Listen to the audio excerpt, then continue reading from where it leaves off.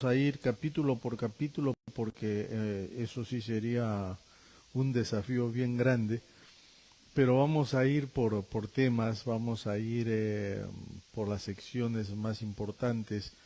La lectura de hoy en verdad es del versículo 1, capítulo 1, versículo 1 al 17, al 17. Bueno, ya Melitza leyó el versículo 1 y ahora yo quiero leer versículos 16 y 17. Pero antes vamos a orar. Vamos a orar, hermanos, para que Dios abra nuestras mentes, nuestros corazones, ¿sí? Y que el Señor nos bendiga con el estudio de esta palabra. Padre, en esta mañana queremos entregarte este estudio a ti. Este libro, Señor, vital para la vida cristiana.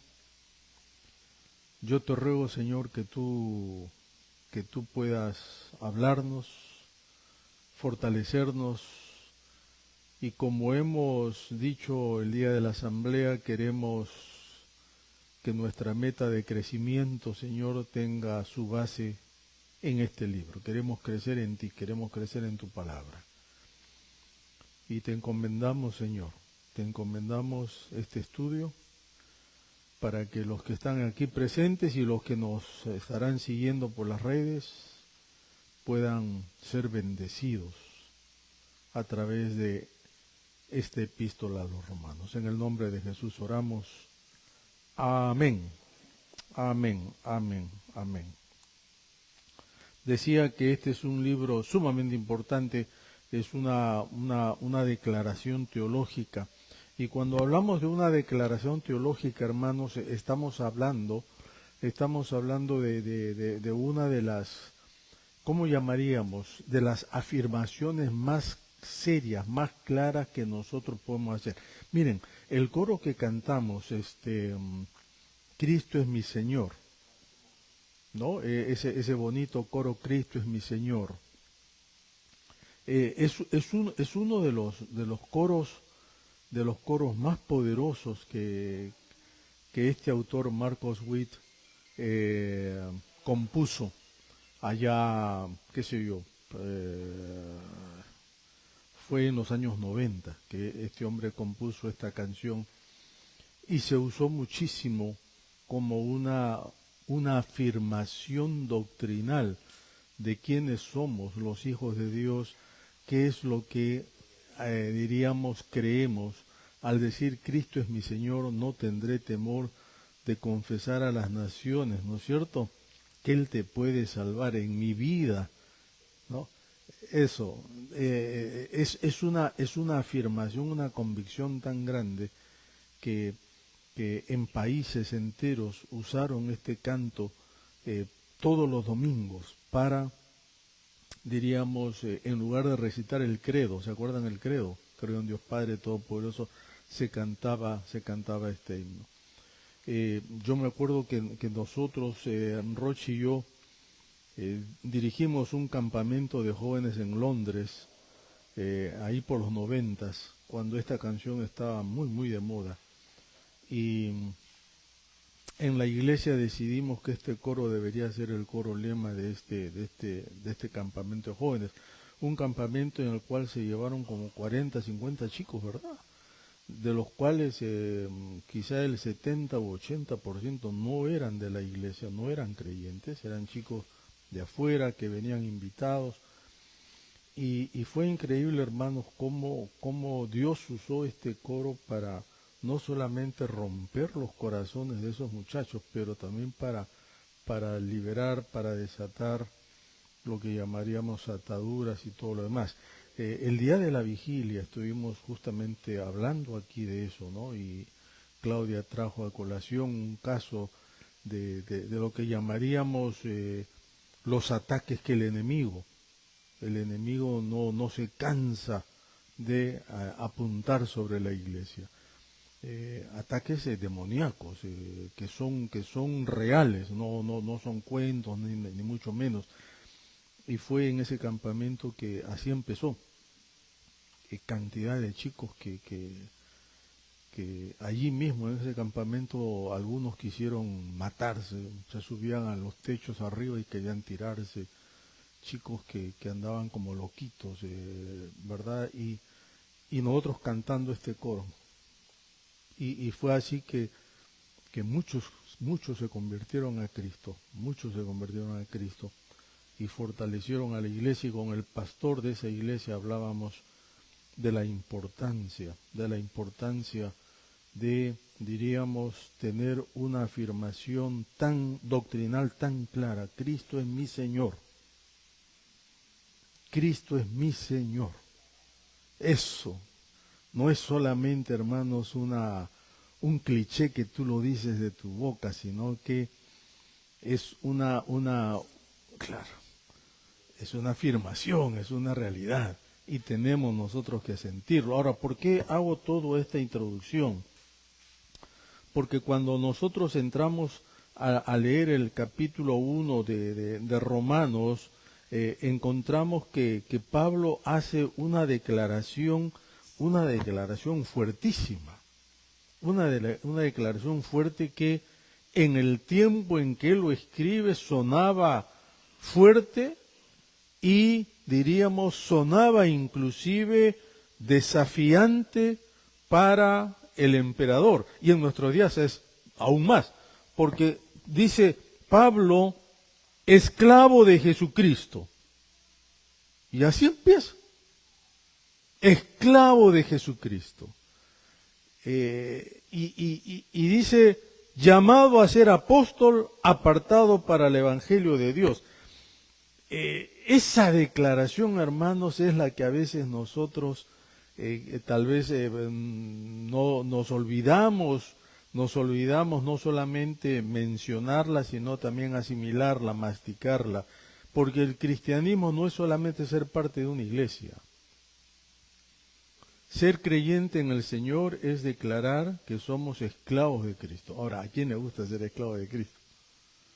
¿No es cierto? Ahí viene lo primero que el enemigo se va a oponer y te va a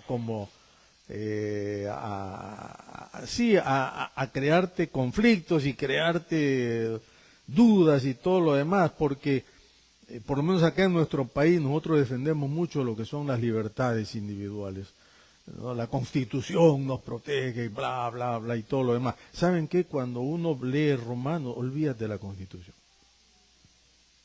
Lo digo con todo respeto, pero es otra cosa. De pronto acá tú no tienes derechos. Y Pablo, siendo ciudadano romano, Pablo se atreve a decir, yo, Pablo, esclavo de Jesucristo, y se acabó. Esa declaración es importantísima que nosotros entonces la entendamos. Y miren que Pablo escribe desde Corinto, desde Grecia, escribe esta carta a los romanos, desde Grecia. Pablo todavía no estaba en Roma. Pablo estaba alistándose otra vez para su tercer viaje, pero lo escribe desde Grecia. 3 años después, que el tristemente célebre emperador Nerón asumiera el trono del Imperio Romano. Nerón tenía 16 años. 3 años después de eso, Pablo escribe en una situación política que parecería que él la está viviendo, pero no, Pablo nunca había pisado Roma. Pero tal era la convulsión que todo el mundo hablaba de esta ciudad. Los cristianos todavía no eran perseguidos, porque es después, pasan 3, 4, 5, 6 años más después que Nerón está en el trono, que Nerón empieza a perseguir a los cristianos. Pero en este momento que Pablo escribe esta carta, todavía los cristianos disfrutan de mucha libertad en el Imperio Romano. Sin embargo, Pablo ya presiente que eso se va a acabar pronto. Este discernimiento espiritual de Pablo es impresionante, hermanos. Por eso Pablo repite varias veces en su carta, yo quiero ir a verlos, quiero visitarlos, quiero predicarles, quiero enseñarles la palabra, porque yo creo que Pablo presentía que eso se iba a acabar pronto. Y lo que es más, Pablo les dice claramente, miren, yo voy a ir a verlos a ustedes y de ahí me paso a España. El hombre tenía una visión impresionante, ¿no? En ese tiempo, ir de allá hasta España significaba agarrar un barco y, qué sé yo, hacer toda una serie de pericias y todo lo demás, pero Pablo habla de esa manera. Definitivamente, Pablo entonces llega a Roma, pero no por sus propios medios, sino como todos sabemos, llega como preso, encarcelado. Cumple su propósito de ir a Roma. Pero esta es otra cosa curiosa, hermanos. Los planes de Dios no son como nuestros planes. Pablo quería ir a Roma y seguro que él quería ir caminando, como decía, pero el Señor tenía otros propósitos. Y él le dijo, ok, vas a llegar a Roma, pero yo te voy a llevar allá como preso. Por las razones que en Hechos se menciona, que de esa manera Pablo iba a tener como un mejor, diríamos, un mejor trampolín para llegar a las autoridades romanas y entonces hablar del Evangelio del Señor. Ahora, miren ustedes, queridos, miren ustedes que el tema principal de Romanos entonces es justamente hablar sobre la revelación de Dios, de la justicia de Dios, sobre la revelación de la salvación de Dios, que es a través del Evangelio de nuestro Señor Jesucristo. Ese es el tema central de esta carta. Y versículos 16 y 17 que nosotros hemos leído, dice, no me avergüenzo del Evangelio porque es poder de Dios para salvación a todo aquel que cree, al judío primeramente y también al griego, porque en el Evangelio la justicia de Dios se revela por fe y para fe, como está escrito, mas el justo por la fe vivirá. Esta frase, el justo por la fe vivirá, es lo que ha motivado a través de la historia que cantidad de teólogos se rasquen la cabeza diciendo, ¿qué significa que el justo va a vivir por la fe? Entonces, ha habido cantidad de interpretaciones, quizás las más comunes es que Dios al pecador lo declara justo, como si fuera en una corte, y aquí está el pecador, estamos nosotros en una corte donde Dios es el juez, y a nosotros los pecadores se nos imputan los cargos, que es justamente el haber desobedecido a Dios, el haber pecado contra Dios, y el Padre Dios, que es el juez, entonces, luego de escuchar todos los cargos, entonces dice, yo los perdono, ellos son justos, son sin pecado, son sin culpa, quedan libres de todo ello. Y esa ha sido la manera en que nosotros hemos escuchado la interpretación, si se quiere así, de este pasaje. Algunos otros tienen más bien una manera, yo creo, hasta cierto punto, más entendible para justamente comprender mejor qué significa el justo vivirá por la fe. No es solamente que Dios declara a esta persona sin culpa, sino que Dios mismo, y acá está lo bonito, ¿no? Sino que Dios mismo cubre a ese pecador con su ropaje de justicia del Dios justo que es Dios, lo cubre.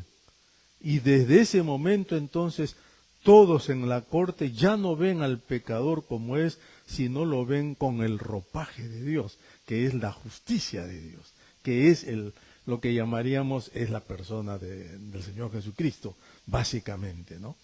Y a mí me gusta mucho esa imagen, hermanos, porque yo creo que de una u otra manera eso es lo que Pablo está diciendo aquí en la carta a Romanos. Dios te cubre con Él mismo, en este caso con la persona del Señor Jesucristo, quien se entregó en la cruz para que entonces ya tú no te veas como un criminal, sino te veas como alguien que Dios ha entonces salvado, ¿verdad? Alabado. Romanos entonces nos habla de quién es Dios, el Dios justo, que tiene que castigar el pecado, pero entonces Él se pone en el lugar del pecador, ¿verdad? Nos habla de lo que ha hecho, y eso nosotros lo vamos a ver en el capítulo 4, 5, etcétera, porque nos habla de cómo el Señor Jesucristo toma nuestro lugar para que eso ocurra. Pero también la carta a los romanos nos habla de nosotros mismos, cómo éramos sin Cristo y cómo llegamos a ser con Cristo. Y el capítulo 6 en adelante, Pablo de una manera magistral va a decir, ¿no es cierto?, que nosotros los seres humanos, por nuestras propias obras no podemos ni siquiera acercarnos a Dios. ¿Por qué? Porque nuestra naturaleza es una naturaleza de pecado, ¿no es cierto? Y es ahí cuando Pablo va a decir que es a través, nuevamente, de la misericordia y de la justicia de Dios que nosotros podemos ser hechos nuevas criaturas. Y él usa el simbolismo del bautismo, ¿no? Cuando se entra al bautismo y te cubren del agua, es como que estás muriendo espiritualmente a toda esa vida antigua, y cuando te levantan del agua y sales, ¿no es cierto?, de la poza bautismal, implica que ahora eres una nueva persona en Jesucristo. Y miren ustedes, hermanos, entonces, que de esta forma Romanos para nosotros nos da lo que llamaríamos la base doctrinal para entender quién es un creyente y cómo es que nosotros debemos anunciar a este Señor Jesucristo. Todo esto para decir que entonces en el capítulo 1, versículo 1, en primer lugar, Pablo se presenta a sí mismo como siervo de Cristo, esclavo de Cristo. Y esta es la credencial más grande de Pablo. Ahora yo hermano, yo les aseguro que cuando yo pienso en esta carta, o pienso Gálatas, que es el otro libro importantísimo doctrinalmente hablando, ¿no? Algunos piensan que en Gálatas es más profundo que Romanos inclusive, ¿no? Pero cuando yo pienso que estos 16 capítulos Pablo lo escribió sentado en una carta, como antes se escribían las cartas, es algo que no se puede casi entender. Este hombre, bajo la inspiración del Espíritu Santo, escribe todo esto que por más de 2000 años nos ha dado dolores de cabeza para entender. Una simple carta que los hermanos de la iglesia de Roma leyeron, ¿verdad? Cuando Nerón empieza a hacer y a deshacer en el Imperio Romano, y él empieza diciendo: yo soy Pablo, esclavo de Cristo. Y esto simplemente significa que Pablo reconoce que el Señor Jesús lo compró, tenía autoridad sobre su vida y también tenía control sobre su vida. Miren lo que dice en 1 Corintios 7:23. En 1 Corintios 7:23 Pablo dice: ustedes fueron comprados por precio. Esto es tremendo. No se hagan esclavos de los hombres. Ustedes fueron comprados por precio. No se hagan esclavos de los hombres. Lo que significa, queridos, que nosotros podemos llegar a ser esclavos de los hombres. Esclavos de los vicios, esclavos de nosotros mismos, esclavos de otros. Nosotros ahora hablamos mucho del tráfico humano, ¿verdad? Y nos escandaliza eso y nos entristece. Pero la esclavitud moral, espiritual, es tan o más seria, más todavía lamentable que otros tipos de esclavitudes que nosotros podemos tener en nuestros días. Y Pablo por eso le dice a los corintios que era una iglesia llena de dones. Hermanos, a la iglesia de Corintios, dice Pablo, no le faltaba ningún don. Imagínense eso. Pero a la vez era la iglesia más complicada que había. Y Pablo le dice, hermanos, ustedes fueron comprados por la sangre de Cristo. No se hagan esclavos de los hombres. Esto significa, hermanos, que si tú eres cristiano, si eres un creyente, Dios es doblemente dueño de ti. Eso yo ya lo he dicho antes. Es dueño por creación, porque Él te creó. Él es mi dueño, Él es tu dueño. Pero también es dueño por redención, si eres creyente. Porque Cristo te compró en la cruz. Entonces, por lo tanto, eres no solamente propiedad del Señor por creación, porque Él te hizo, sino también por redención, porque el Señor te compró en la cruz. Y eso es lo que Pablo está recordando acá, ¿verdad? Que el Señor ahora, al ser entonces su amo, vamos a ponerlo en esos términos, Él controla todo lo que Él hace, todo su pensamiento, todas sus emociones, inclusive la manera en que este hombre se movía y todo lo demás estaba siendo controlado por Dios. Esta semana yo pensaba, hermanos, cuánto de lo que yo hago día a día, en verdad Dios lo controla. Y a veces tenemos que llegar a la conclusión que necesariamente Dios no controla mucho. Cuando uno se pone a pensar todo lo que hace, uno tiene que llegar a la conclusión si en verdad conscientemente estamos dejando que el Señor controle nuestras vidas. ¿No? Que el Señor inclusive nos haga, ¿cómo llamaríamos, hermanos? Que nosotros debemos renunciar a cosas, porque al fin y al cabo es el Señor, es Jesucristo, el que controla y el que dirige todo lo que somos. Pero en segundo lugar, Pablo dice, versículo 1, Pablo llamado a ser apóstol. Pablo llamado a ser apóstol.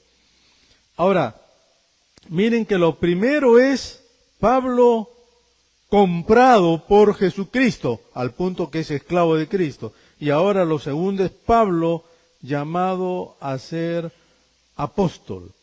Y en esto estamos nosotros, creo, en una situación, particularmente en nuestros días, cuando escuchamos de tantos apóstoles que hay ahora, hermanos, apóstoles modernos, aquí, apóstoles allá, qué sé yo, y especialmente en las redes sociales, ¿no?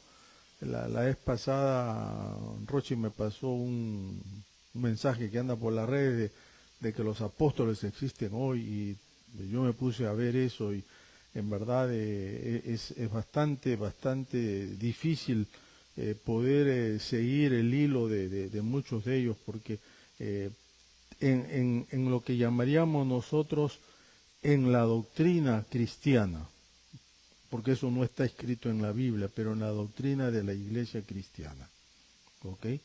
El apóstol tenía que reunir por lo menos estas características. En primer lugar, el apóstol tenía que haber visto con sus propios ojos, no ojos espirituales, sino con sus ojos, tenía que haber visto al Cristo resucitado a fin de ser un testigo autorizado también. Eso era lo primero. En otras palabras, hermanos, el apóstol, por eso los 12 apóstoles, excepto Judas, ¿no? Porque Judas se mató antes, pero los 11 que quedaron fueron los únicos apóstoles del Señor en ese sentido, porque ellos no solamente estuvieron con Jesús en su ministerio, lo vieron ahí, sino que también fueron testigos de su resurrección. Lo vieron, ¿se acuerdan? Cuando el Señor se aparece en ese cuarto y todo lo demás. Ahora, la segunda condición es que tenía que haber sido comisionado por Cristo para ser un portavoz y representante autorizado en su nombre. Entonces muchos dicen, pero Pablo vio al Señor resucitado. Yo creo que sí, porque Pablo andaba como buen, no solamente judío, sino miembro del Sanedrín, que era, o sea, era un jefe de la religión judía. Este hombre andaba metido en todo lo que era esa revuelta que se había, diríamos, creado por la muerte de Jesús. Yo creo que Pablo estuvo presente cuando hacen el juicio a Jesús, cuando gritan que lo crucifiquen, cuando lo crucifican, y naturalmente Pablo mismo tuvo que haber sido testigo de lo que los apóstoles y discípulos decían, que el Señor había resucitado, que ya no estaba en la tumba. Pero entonces acá viene lo interesante, porque cuando él está yendo rumbo a Damasco, el propio Señor se le aparece. Y ahí no hay vuelta que darle. Era el Cristo resucitado, o sea que Pablo lo está viendo. Cumple la condición de ver al Cristo resucitado. Pero no solamente eso, también cumple con la condición de que el Cristo resucitado lo comisiona como un apóstol, lo envía. Y miren entonces, hermanos, miren lo que dice en 1 Corintios 15:7. Pablo, en 1 Corintios 15:7 dice, Jesús se apareció a Santiago.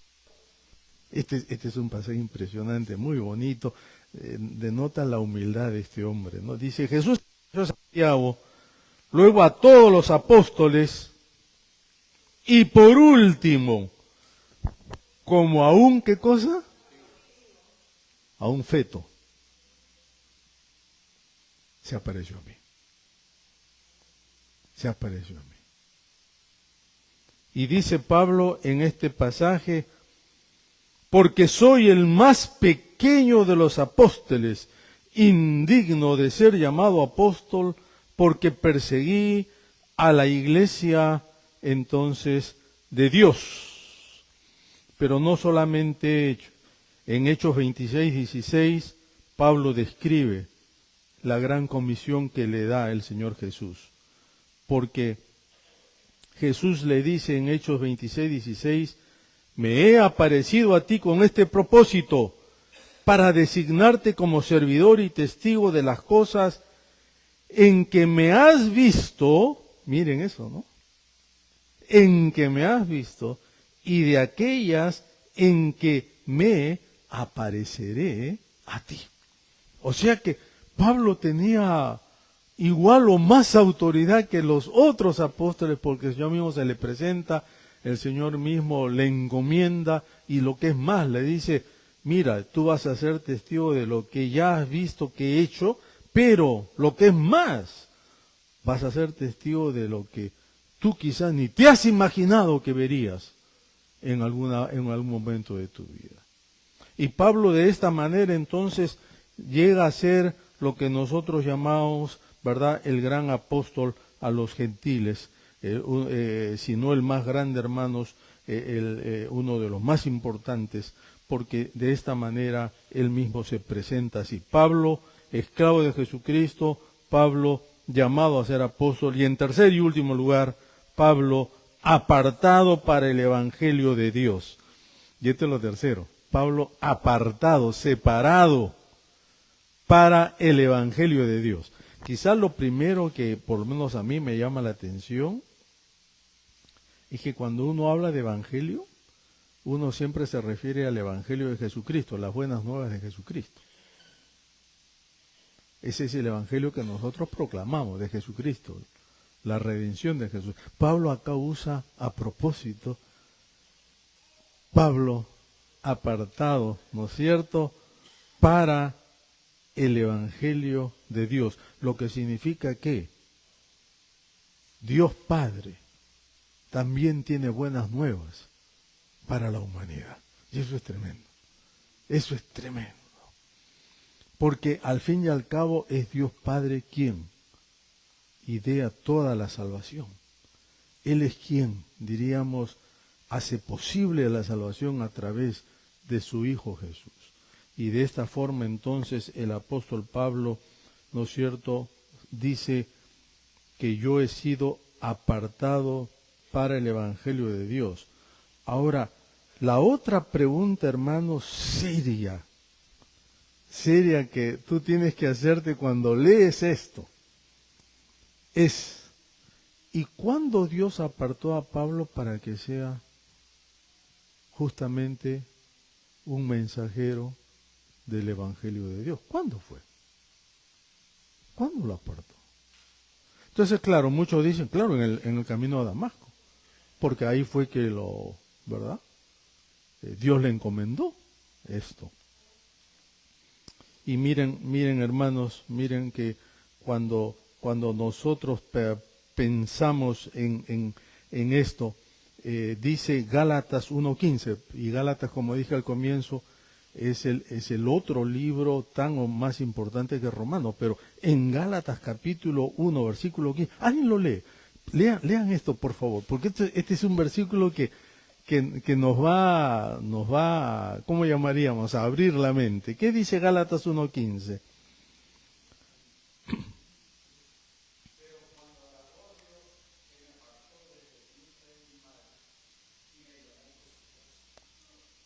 ¿Cuándo Dios apartó a Pablo para que sea? Antes que naciera. Desde el vientre de mi madre. Ahora, aquí ya estamos tratando de entender algo sumamente profundo, hermano. Ahora, ¿cómo es eso de que Dios separa a Pablo para que sea apóstol del Evangelio antes de que naciera? O sea, yo no tengo problema con eso. Mi problema está acá. Pablo, por todos sus años hasta el encuentro de Damasco, vivió como ¿qué? Persiguiendo a la iglesia. Pablo vivió por años persiguiendo a la iglesia. Dice Hechos que entraba casa por casa de los cristianos, sacaba a hombres, mujeres, niños, todo, y los mandaba a matar. Y uno dice, ahora, Dios a este hombre separó desde antes que naciera. ¿Y cómo Pablo llegó a ese extremo de desvío, de convertirse en lo peor? Y creo que el apóstol Pablo mismo tiene que contestar a esto, y ahí en Romanos capítulo 11, versículos 33 en adelante dice lo siguiente. Romanos 11, 33 en adelante, dice Pablo, oh profundidad de las riquezas de la sabiduría y del conocimiento de Dios, cuán insondables son sus juicios e inescrutables sus caminos. Y miren lo que dice Pablo, ¿quién conoció la mente del Señor? ¿O quién fue su consejero? ¿O quién le dio algo para que fuera recompensado? Porque de Él, por Él y para Él son todas las cosas. A Él sea la gloria por los siglos de los siglos. Amén. Y en 1 Timoteo 1:16, 1 Timoteo 1:16 dice, pero por eso recibí misericordia, para que en mí el primero, Jesucristo, mostrase toda su paciencia para ejemplo de los que habrían de creer en Él para vida eterna. Como bien dice Pablo, estamos acá ante misterios que nosotros no podremos jamás entender ni revelar, pero Pablo por lo menos lo explica en dos pasajes. Uno, no podemos nosotros saber explicar cómo así Dios escogió a este hombre que iba a ser un perseguidor de la iglesia para que luego se convirtiera en el apóstol más grande. ¿Cómo explicas tú, mi hermano, que tú estás sentado acá? y quizás no estás perdido en otra parte. ¿Cómo explicas tanta gente que verdad sirven a Dios ahora de todo corazón y con toda su alma, y antes, si me disculpan la expresión, eran unos malandrines?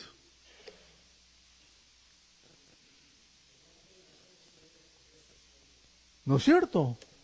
¿Cómo explicar eso, hermanos? Es que, como ya bien hemos dicho, el Evangelio de Dios no es por méritos, el Evangelio de Dios es por gracia, y Dios te escoge por gracia. ¿Qué vio Dios en mí para que yo esté parado en un púlpito? Nada, absolutamente nada. Por su misericordia, por su gracia. ¿Qué vio Dios en ti para que tú le sirvas en la iglesia? Absolutamente nada, mi hermano. El momento que tú crees que tú tienes méritos, ¿verdad? Y que por eso Dios te usa para cantar, para servirle, para predicar, para evangelizar o para todo lo demás, ya estás perdido. Porque Dios no obra así. Y el ejemplo de Pablo, como dice en 1 Timoteo, lo dice, Dios lo hizo para que otros vieran lo que Dios puede hacer en los demás. Escogió Dios para avergonzar a los demás. ¿Se acuerdan del autor de Amazing Grace? Este británico que era, entre comillas, un negrero, como se dice. Él compraba y vendía esclavos. Esa era la manera de vida de este hombre.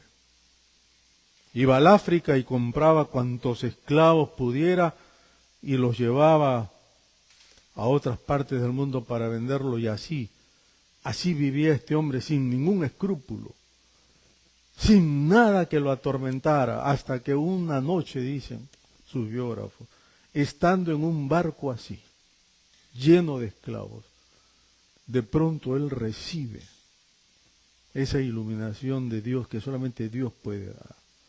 Y este hombre se da cuenta de lo que hacía. Y esa noche este hombre no solamente encuentra a Dios, sino que compone la letra de ese himno Amazing Grace,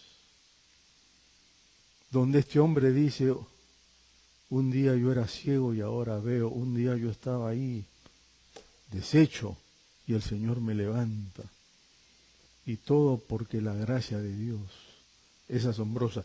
Y cuando él regresa a Londres, no solamente renuncia a ese trabajo, sino que lucha juntamente con algunos, ¿verdad?, propulsores de la libertad de los esclavos para que el Reino Unido aboliera la esclavitud. Aboliera la esclavitud, y la esclavitud dejó de ser entonces un negocio en ese país. Hermanos, Dios puede usar a lo peor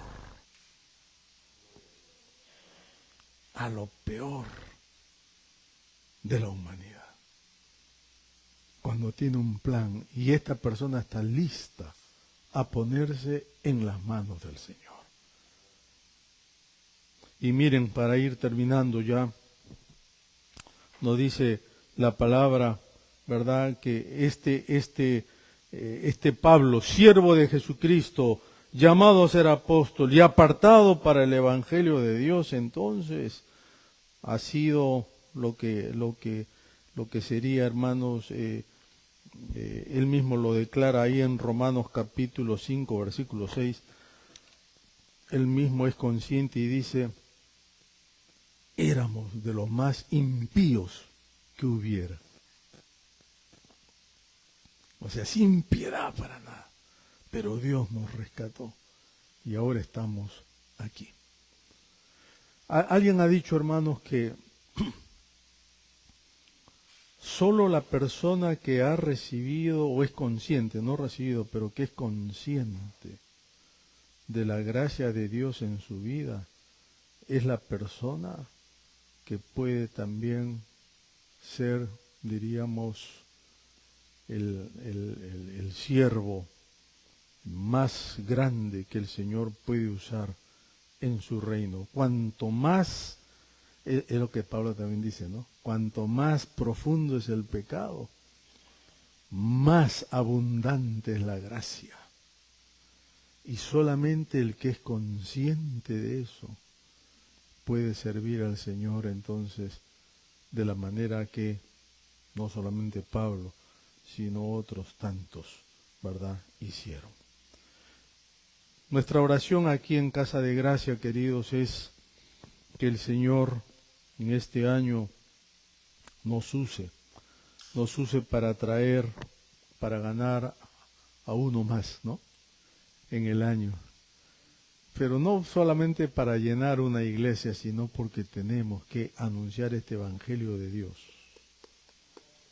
Eso, a otros, para que la gente no se pierda. Y nuestra oración en esta mañana creo que sería: Señor, quiero confesar que soy esclavo tuyo. Señor, quiero confesar que tú me has llamado para anunciar el Evangelio de Dios. Y Señor, quiero confesar que tú me has apartado antes que yo nazca para cumplir justamente la gran comisión tuya. Queridos, esto es lo que yo quisiera que se quede en esta mañana con nosotros. Porque cuando nosotros entendemos esto, entonces el versículo 16 y 17 encaja perfectamente. No me avergüenzo del Evangelio, porque es poder de Dios para salvación a todo aquel que cree. Primeramente a los judíos, como Pablo era judío, pero también a todos los gentiles. Y Pablo termina diciendo, ¿no es cierto?, el famoso versículo 17, porque el justo por la fe, ¿qué cosa? Vivirá. Será cubierto por la propia persona de Dios, por la justicia misma de Dios. Amén, hermanos. Amén. Gracias a Dios. Vamos a orar un momentito y luego tomar la Santa Cena. Padre, en esta mañana queremos darte gracias por esta carta a los romanos, Señor, tremenda carta que no solamente nos inspira, sino nos desafía a considerar quiénes somos, a considerar, Señor amado, a qué nos has llamado, y también a considerar a qué nos has apartado y para qué nos has apartado, Señor. Yo te ruego, Padre, que tú bendigas a esta congregación que es tu casa, es tu pueblo, es tu familia, Señor. Y yo te pido que tú tomes a cada uno de mis hermanos y hermanas que están acá y a aquellos que no han podido venir. Y que tú, Señor, nos enseñes a vivir justamente en una perspectiva de reino, como Pablo así también vivió. Nos encomendamos en tus manos por amor a Jesús. Amén, amén, amén, amén. Vamos a servirnos ahora la cena del Señor. Voy a pedir por favor que